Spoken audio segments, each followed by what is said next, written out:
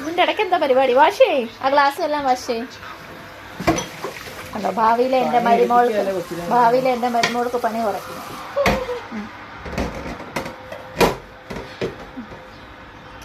അത്രയും മതി തേക്കാം. എന്നിട്ട് ആ സ്പോഞ്ച് മാറ്റി വെച്ചിട്ട് പാത്രം കഴുകിയെടുക്കുക.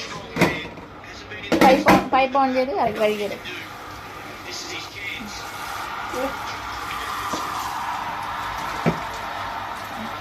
അപ്പുറത്തെ സൈഡിലൂടെ കഴുകണേ.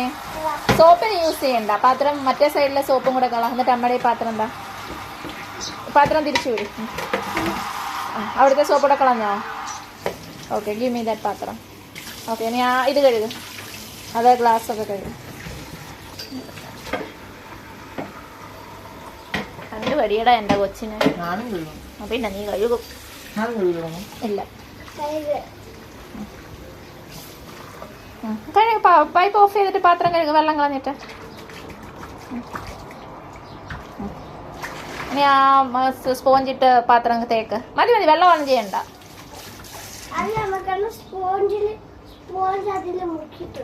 ഉണ്ടായിരുന്നോ? അപ്പഴേ പുറവശം തുടച്ചോ?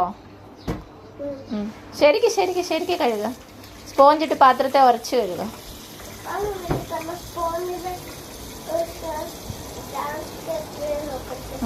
ക്ലോസ് ചെയ്യ്. ഇനി സ്പോഞ്ചിട്ട് പാത്രം ഉരച്ച് കഴുകുക.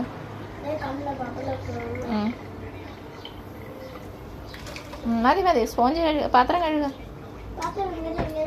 പാത്രത്തിന്റെ പുറവശം തേക്ക്. പാത്രത്തിലെ വെള്ളം കമത്തി കളഞ്ഞിട്ട് പുറവശം തേക്ക്. വേഗം ആട്ട്, എന്നിട്ട് വേണം പോവാൻ. ദേഹത്താക്കാതെ കമത്തി കളാ. ഇനി പുറവശം പൈപ്പ് ഓൺ ചെയ്ത് കളാ. അല്ല, കഴുക്. ഉരച്ച് കഴുക്.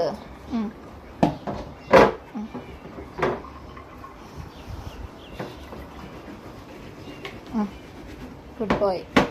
മതി, ഇനി സ്പോഞ്ച് മാറ്റി വെക്ക. മതിയില്ല, സ്പോഞ്ച് മാറ്റി വെച്ചോട്ടെ. ഇനി പാത്രം കഴുകുക. കഴുകിയിട്ട് പാത്രം അമ്മയുടെ പുറവും അകവും കഴുകണേ. സോപ്പ് പോകുന്നിടം വരെ വൃത്തിയായി കഴുകുക. മതിടാ. ഇനി ആ ഗ്ലാസും സ്പൂണും കൂടെ കഴുകിത്താ മതി. നീ എന്റെ കൊച്ചിനെ കഴുകാൻ നിർത്തോളാ. ആഹാ, ചിച്ചി കാണിക്കാതെ ഞാൻ കഴുകിക്കോളാം. സ്പോഞ്ച് മാറ്റി വെക്കും. പൊന്ന ഗ്ലാസ് എത്രയൊക്കെ മതി.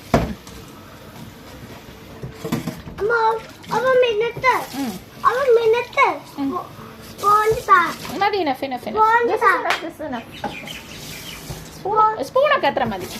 സ്പൂണമ്മ ജസ്റ്റ് പുട്ടിന്